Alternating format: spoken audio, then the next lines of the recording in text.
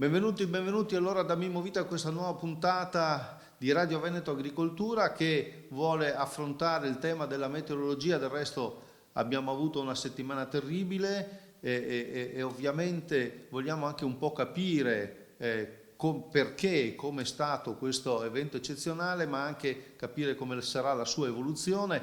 Peraltro ricordiamo che l'agricoltura dà sempre un contributo importante, se volete, al territorio in questi casi, perché poi le esondazioni alle volte anche volutamente vengono fatte fluire proprio nei terreni agricoli, quelli accolgono le acque proprio perché poi queste non finiscano nei centri abitati. In linea con noi, la vedete, c'è Roberta Racca del centro meteo regionale di Teolo dell'ARPAV, che ringraziamo di essere con noi e alla quale subito chiediamo: ma è stato proprio eccezionale questo evento? Buongiorno innanzitutto e grazie di avermi ospitato. Sì, è stato un evento eccezionale con apporti di precipitazioni molto abbondanti in alcune zone, come abbiamo visto. Ecco, l'eccezionalità viene data da che cosa? Allora, intanto se faccio un passo indietro parlo di quello che è successo, cioè della configurazione. Una configurazione tipica, diciamo, della nostra regione, non è la prima volta che capita, quindi un approfondimento di una saccatura sul Mediterraneo occidentale che ha convogliato correnti dai quadranti meridionali, correnti sciroccali. Questa è una tipica configurazione che porta a precipitazioni abbondanti sulle zone alpine, prealpine e pedemontane e parte anche della pianura settentrionale. E questa è una configurazione che abbiamo già visto, che si ripete non tanto in dicembre, ma l'abbiamo vista specie nel mese di novembre, quest'anno no, ad esempio. Quindi è una configurazione che non è eccezionale, ma una configurazione tipica, diciamo, autunnale. Ma è vero che è un andamento di tipo monsonico questo? Ma direi di no, cioè sono configurazioni che capitano durante il periodo autunnale e che sono tipiche, insomma, di questa stagione. Sì, era per capire anche se questo va configurato all'interno di un ragionamento sui cambiamenti climatici. Sì, però queste sono configurazioni che non sono anomale, diciamo. Sulla frequenza potremo ragionare, questo è da vedere in base anche alla statistica di climatologia, però ecco, non hanno un'eccezionalità come configurazione, sono tipiche del Mediterraneo di questo periodo. Ecco, allora vediamo un po' i dati. Allora, quant'acqua è caduta brutalmente? Allora, le precipitazioni sono iniziate venerdì 4 nel pomeriggio e già in questa fase abbiamo avuto, mi aiuto con alcuni dati, circa 80-90 mm sulle prealpi e localmente anche valori significativi, già di 100 mm ad esempio nel Recoarese. Sabato le precipitazioni sono continuate, quindi tutta la mattinata di sabato precipitazioni diffuse, nel pomeriggio abbiamo avuto fenomeni più discontinui sulla pianura, ma ancora quindi piogge diffusamente copiose e continue sabato. Quindi parliamo della giornata, se vogliamo, peggiore nelle 24 ore, perché parliamo di circa 200-300 mm sulle zone montane cadute nella sola giornata di sabato e 50. Ecco, per capire, scusa se ti interrompo Roberta, per capire mediamente, ecco, quale sarebbe una precipitazione, chiamiamola normale, perché se no i 100 mm, i 200 mm, il metro, i 2 metri ci dicono molto, ma non riusciamo a fare i raffronti.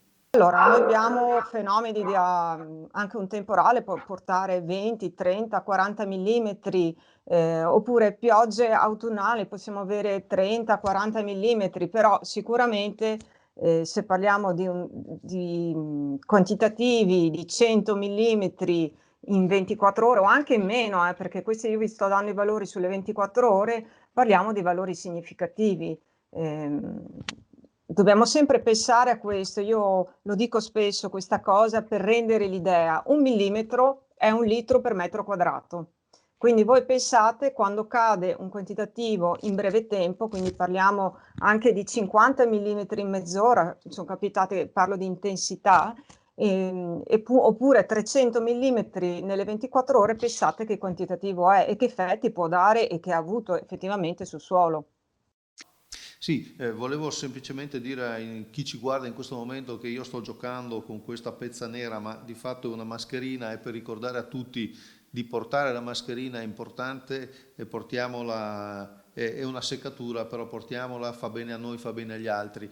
Torniamo ai nostri temi meteorologici, perché allora Roberta Racca ci sta spiegando l'eccezionalità delle precipitazioni che ci sono state, quindi per capire queste masse d'acque enormi che sono cadute dal cielo, poi diciamo, le realtà fisiche che normalmente il territorio ha per contenerle non sono state sufficienti, quindi gli alvei dei fiumi in particolare. Beh, certo, quando cadono quantità così abbondanti in breve tempo, diciamo che i primi che ne risentono sono i bacini, sia dei grandi fiumi, e i primi ancora quelli dei piccoli fiumi, della rete idrografica minore. Certo, e la meteorologia, così entriamo nel vostro campo, come ci può aiutare? Le previsioni sono molto cambiate in questi anni, soprattutto per precisione e anche per, come posso dire, durata. Sì, allora innanzitutto la meteorologia è fondamentale, va a braccio con quello che è tutto poi il sistema di protezione civile. Noi di fatto questa situazione di intenso maltempo l'avevamo già vista già all'inizio della settimana precedente all'evento, e fino a dare appunto degli allertamenti, quindi a lavorare in sinergia con quella che è il centro funzionale decentrato del Veneto, e a fornire il prima possibile tutte le informazioni riguardo l'allertamento sulla regione. Per cui la meteorologia è fondamentale proprio per dare l'input iniziale a quello che poi sarà la catena di allertamento sulla regione. Velocemente, quali sono gli strumenti che adoperate? Allora, principalmente noi usiamo modelli matematici, e quello che usiamo principalmente è quello di Rading, modello europeo, e SILEM WF, e quindi questo è il nostro pane quotidiano, modelli matematici, e principalmente questo, più altri a confronto a scala più limitata e di maggiore dettaglio. Poi avete i radar, no? Poi ci sono gli strumenti di monitoraggio in tempo reale, quindi abbiamo il satellite, abbiamo 3 radar meteorologici, uno sul Monte Grande a Teolo, un altro a Concordia Segettaria, quindi sulla pianura nord-orientale, e uno più, diciamo, di capacità minore nella zona del Garda, Valeggio sul Mincio. I radar sono fondamentali perché ci danno in tempo reale la situazione sul territorio, quindi quanto sta piovendo, come si sta muovendo la precipitazione. Ma mi pare anche che ci sia una rete mondiale meteorologica alla fine, si incrociano tutti i dati. Incrociano tutti i dati a livello di input della modellistica, a livello di monitoraggio, diciamo che c'è una rete di cui noi ci avvaliamo, che nei prossimi anni si spera si sviluppi anche a livello di rete radar a livello nazionale. Perché noi veneti siamo all'avanguardia da questo punto di vista? Noi veneti siamo all'avanguardia, e tra l'altro i nostri 2 radar hanno subito un upgrade nell'ultimo anno, per cui sono proprio all'ultima tecnologia. E allora, a proposito, visto che abbiamo queste cose così avanzate, cortesemente Roberta, se puoi dirci il prossimo fine settimana che tempo, che meteo, ecco, ci proporrà. Sì, allora, siamo ancora all'interno di una circolazione ciclonica, che per fortuna non sta portando precipitazioni, ma solo della nuvolosità, anzi in montagna oggi abbiamo anche delle ampie schiarite sulle Dolomiti. Questa circolazione ci accompagnerà fino di sabato, probabilmente ci sarà qualche debolissima precipitazione tra venerdì sera e le prime ore di sabato, ma insomma del tutto insignificante, diciamo, pochissimo, o pioggia o precipitazioni molto deboli. Domenica ci farà spazio e avanzerà invece un promontorio anticiclonico, che quindi porterà tempo stabile e finalmente un po' di sole su tutta la regione. Potranno esserci però delle nebbie, e questo è tipico, insomma, in queste condizioni. E questo ci accompagnerà, questa fase anticiclonica, fino ai primi giorni della prossima settimana. Attenzione però che le temperature minime caleranno, e caleranno già tra sabato e domenica, e si porteranno a valori prossimi o inferiori allo zero in pianura.